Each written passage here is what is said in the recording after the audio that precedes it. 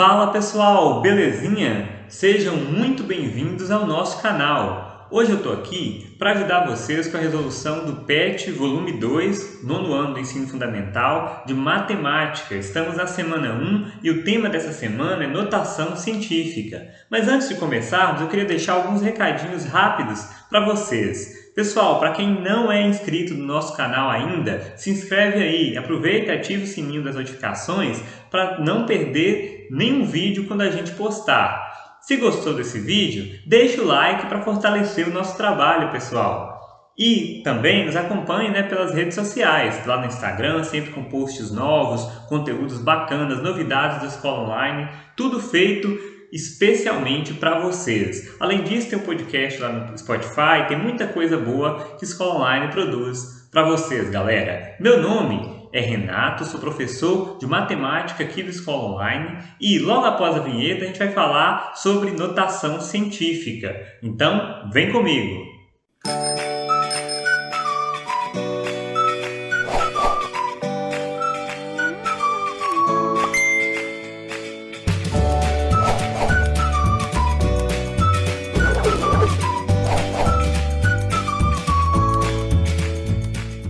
Então, pessoal, vamos lá! Notação científica. Primeiramente, antes de irmos para a resolução dos exercícios, das atividades propostas pelo PET, vamos relembrar um pouquinho, vamos estudar um pouquinho aqui rapidamente sobre notação científica. O que é notação científica? Para isso, nosso mascote, nosso querido Dicão, veio com um questionamento que vocês podem ver aí, muito interessante. E se precisar escrever um número muito grande no meio de um texto?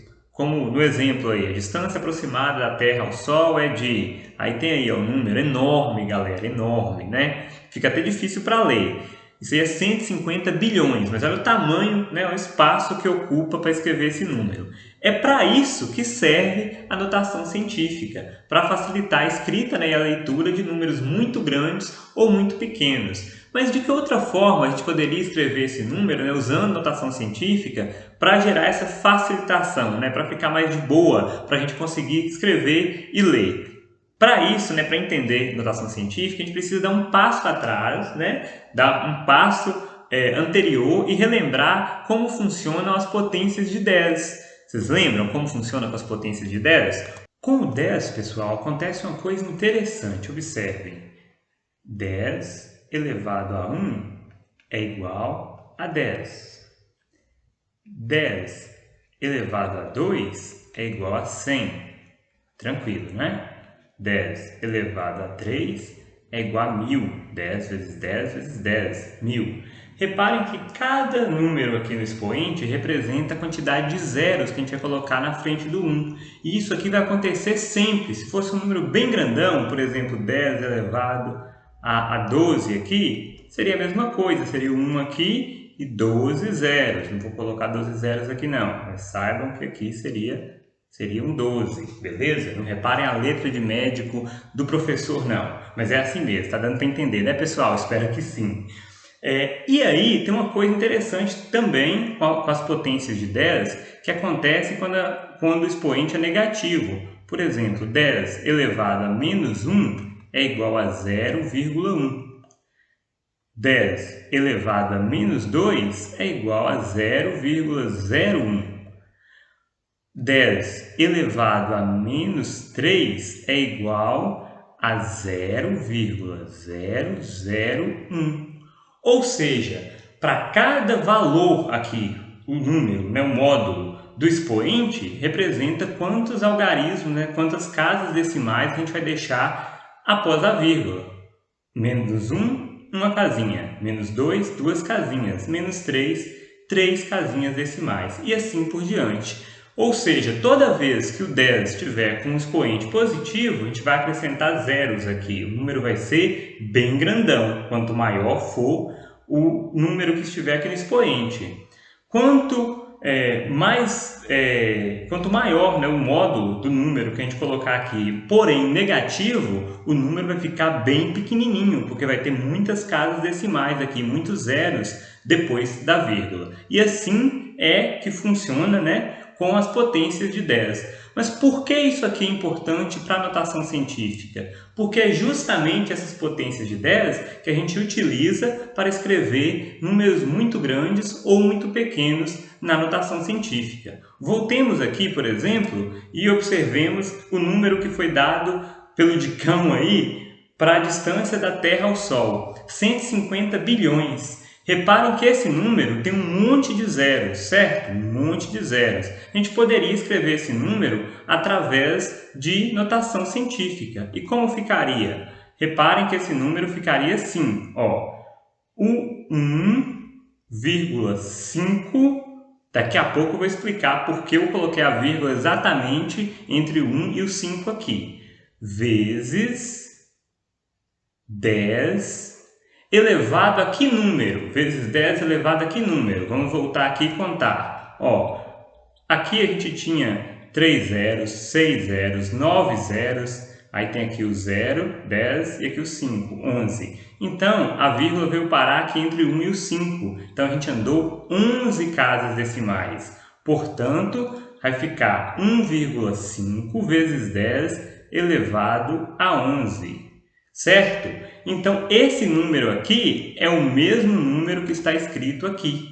150 bilhões é a mesma coisa que 1,5 vezes 10 a 11. Por quê? Se a gente multiplicar, se a gente calcular quanto que dá 10 elevado a 11, vai dar um número grandão aqui, né? Que é 1 e 11 zeros.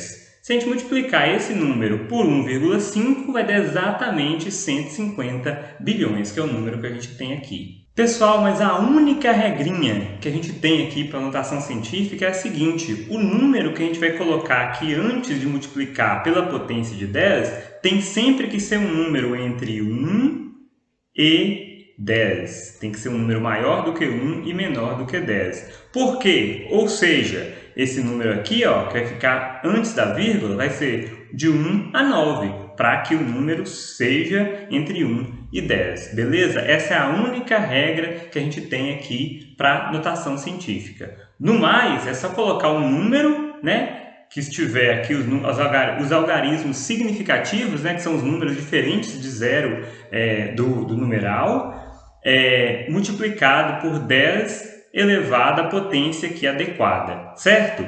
Reparem que a gente colocou aqui 1,5 vezes 10 a 11 para representar aquele número grandão que a gente tinha colocado ali antes. Se fosse um número pequenininho, pense se fosse um número, por exemplo, 0,0002, um número bem pequeno. Como que a gente representaria em notação científica esse número aqui? 0,0002. Reparem que aqui, ó, é um número pequenininho, então a gente sabe que o expoente vai ficar aqui negativo. E a vírgula está aqui, ó. A gente precisa que a vírgula pare ali, ó, depois do 2, para ficar 2 vezes 10 elevado a que número? Aí é só contar quantas casinhas a vírgula andou. Uma casinha, duas casinhas, três casinhas, quatro casinhas. A vírgula andou aqui 4 casas. Então, vai ficar 2 vezes 10 elevado a menos 4. Por quê? É um número pequenininho, o expoente vai ficar negativo, a vírgula andou da esquerda para a direita.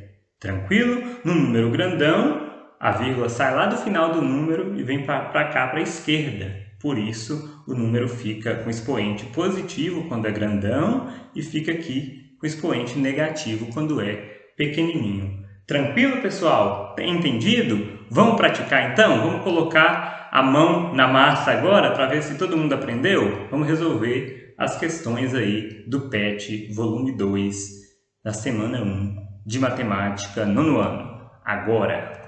Número 1 até o 4 aqui, pessoal, é só escrever os números abaixo em notação científica, do jeito que a gente acabou de aprender. Vamos praticar. Olha só, aqui tem o 5, tem o número 5 aqui, com um monte de zeros. Vamos contar quantos zeros tem aqui? Ó. Tem 1, 2, 3, 4, 5, 6, 7, 8, 9, 10, 11, 12 zeros. Se tem 12 zeros aqui, só o 5 como algarismo significativo, a resposta aqui vai ser 5 vezes 10 elevado a 12.